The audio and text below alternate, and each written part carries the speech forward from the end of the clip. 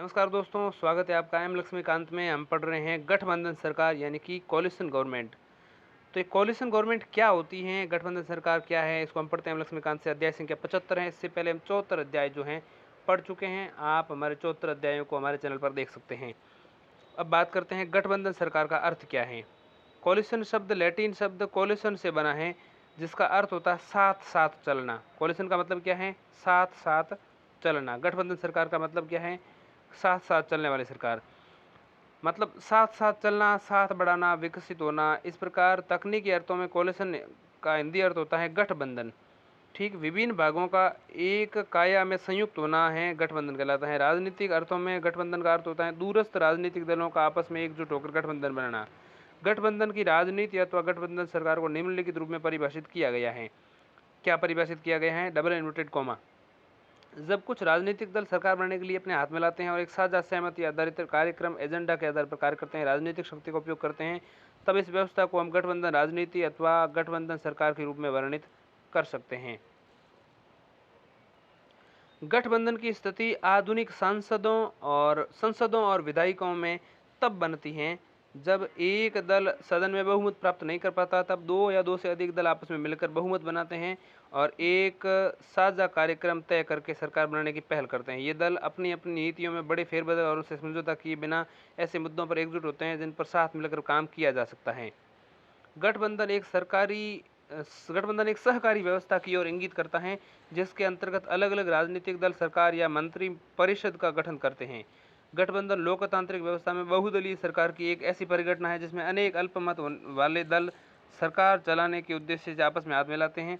गठबंधन तब अस्तित्व में आता है जब सदन में अनेक अलग थलग पड़े समूह अपने मतभेदों को भुलाकर एक साझा कार्यक्रम के आधार पर आपस में मिलकर बहुमत का निर्माण करते हैं। अब हम समझते हैं गठबंधन सरकार की विशेषताएं। गठबंधन राजनीति की विशेषताएं अथवा प्रभावों को जे.सी. जोहरी ने सारगर्भित ढंग से निम्नलिखित रूप में प्रस्तुत किया है। तो सारगर्भित रूप से जे.सी. जोहरी क्या कहते हैं गठबंधन सरकार के बारे में? जे.सी. जोहरी का कहना है कि गठबंधन कुछ प्राप्तियों, वस्तुओं अथवा मानस के आधार पर बनाए जाते हैं। जे.सी. जोहरी का गठबंधन के बारे में कहना है कि गठबंधन का आशय ही कम से कम दो सहयोगी का है। ठीक है, जे.सी. जोहरी कहते हैं गठबंधन प्रणाली का आधारभूत सिद्धांत है। गठबंधन प्रणाली का आधारभूत सिद्धांत है विशिष्ट हितों का अस्थायी सम्मेलन। विशिष्ट हितों का क्या करना है? अस्थायी सम्मेलन। इसके अलावा गठबंधन राजनीति स्थिर नहीं है बल्कि गतिशील मामला है, क्योंकि गठबंधन में शामिल दल समूह विघटित होते हैं और बनते रहते हैं। ठीक है, विघटित होते हैं और नए समूह बनाने के लिए। इसके अलावा गठबंधन राजनीति का गठबंधन राजनीति का आधार ही समझौता है।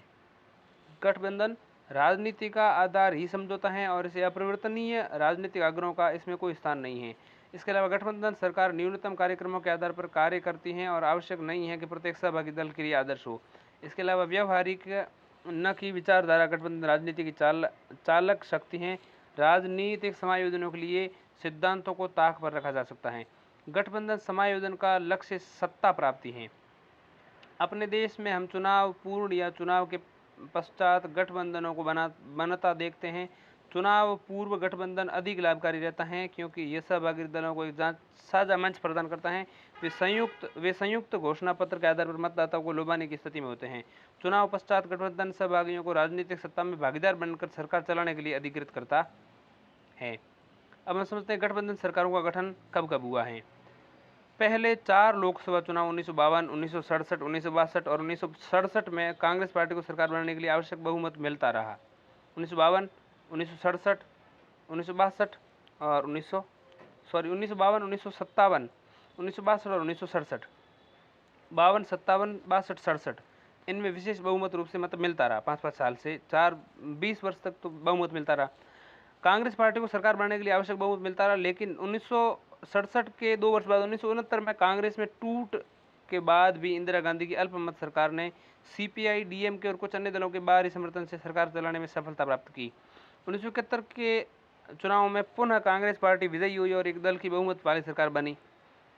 ठीक, हालांकि 1971 में सरकार जो कांग्रेस पार्टी दल वाली जीती, हालांकि 1979 में आती कांग्रेस की बुरी पराजय हुई और उसके बाद से ही केंद्र में अनेक गठबंधन सरकारें बनी। अब इनका विवरण हम देखेंगे, हमारे सामने सारणी पड़ी है, उसको देखेंगे गठबंधन के रूप में कौन कौन सी सरकारें किस प्रकार से बनी। ठीक है, इसका सबसे पहले तो ये देखते हैं कि गठबंधन सरकार का गुण क्या होता है। सारणी देखेंगे गठबंधन का, बाद में देख लेंगे अलग से। गठबंधन सरकार के गुण देखो। गठबंधन सरकार के विभिन्न लाभों और सामर्थ्यशीलता को निम्नलिखित रूप में परिभाषित किया जा सकता है। गठबंधन सरकार के गुण। गठबंधन सरकार के विभिन्न लाभों एवं सामर्थ्यशीलता को निम्नलिखित रूप से समझा जा सकता है। 1 नंबर, सरकार के संचालन में विपरीत हितों के बीच सामंजस्य बैठाना पड़ता है। सरकार के विभिन्न समूहों की अपेक्षाओं की पूर्ति के लिए एक माध्यम का कार्य करती है। सरकार क्या करती है?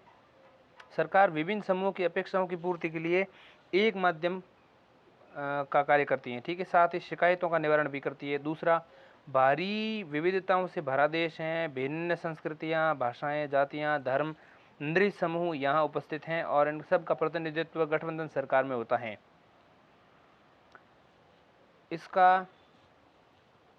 इसका तात्पर्य है कि अपनी प्रकृति में गठबंधन सरकार अधिक प्रतिनिधित्व होती हैं और इसमें जनमत बेहतर ढंग से परिलक्षित होता है। दूसरे शब्दों में गठबंधन सरकार का एकल दल के मुकाबले जनमत में कहीं अधिक व्यापक वर्णक्रम का प्रतिनिधित्व करती हैं। ठीक है, गठबंधन सरकार में अलग अलग विचारधाराओं और एजेंडा वाले दल शामिल रहते हैं, लेकिन सरकारी नीतियों में गठबंधन सहयोगों की आपसी सहमति आवश्यक है। यही कारण है कि गठबंधन सरकार में सर्वसहमति आधारित है, राजनीति को प्रश्रय मिलता है, अर्थात गठबंधन सरकार में नीतिगत निर्णय सर्वसहमति से ही होते हैं। चौथा है, गठबंधन सरकार की राजनीति भारतीय राजनीति प्रणाली के संघीय ताने बाने को मजबूत बनाती है। ऐसा इसलिए है कि गठबंधन सरकार का एकल दल सरकार के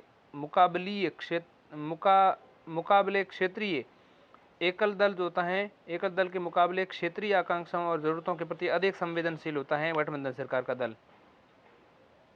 इसके अतिरिक्त गठबंधन सरकार और राजनीति सरकार की मनमानी पर लगाम लगाती हैं, निरंकुश शासन की संभावना को कम करती हैं। ऐसा सरकार के एक दल के प्रभुत्व अथवा दबदबे में कमी के कारण संभव हो पाता है। गठबंधन के सभी सदस्य निर्णय प्रक्रिया में भागीदार होते हैं, निर्णय अधिक संतुलित होते हैं। अब गठबंधन सरकार के अवगुण समझते हैं।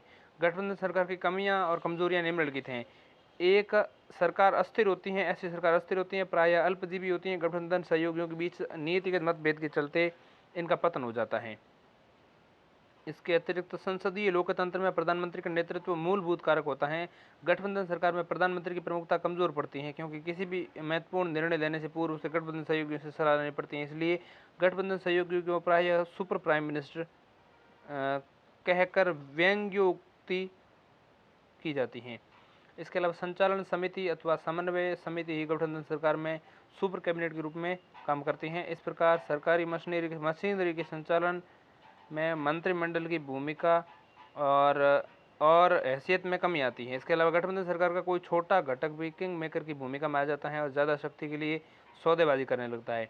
इसके अलावा क्षेत्रीय दलों के नेता राष्ट्रीय नीतिगत मामलों में क्षेत्रीय कारकों को ले जाते हैं और उन्हें प्रभावित करते हैं। वे केंद्रीय कार्यपालिका पर अपनी धारा के अनुसार चलने को बाध्य करते हैं। इसके अलावा गठबंधन सरकार में मंत्रिमंडल का आकार बहुत बड़ा होता है। ऐसा इसलिए कि मंत्रिपरिषद में प्रत्येक गठबंधन सहयोगी को पर्याप्त प्रतिनिधित्व मिलना जरूरी माना जाता है। उदाहरण के लिए 1999 की अटल बिहारी वाजपेयी सरकार में मंत्रिपरिषद की सदस्य संख्या 99 थी। इसे जम्बो मिनिस्ट्री कहा जाता था। 1999 में अटल बिहारी वाजपेयी की 99 सदस्य संख्या थी और जम्बो मिनिस्ट्री कहा जाता था। ऐसे में विभागों के बंटवारे तथा सदस्यों के बीच समन्वय में समस्या होती थी। इसके अलावा गठबंधन सरकार के सदस्य प्रशासनिक विफलताओं या कमजोरियों की जिम्मेदारी नहीं लेते। वे एक दूसरे पर दोषारोपण करते रहते हैं और उन्हें सामूहिक उत्तरदायित्व तथा व्यक्तिगत उत्तरदायित्व में मुंह चुराते हैं।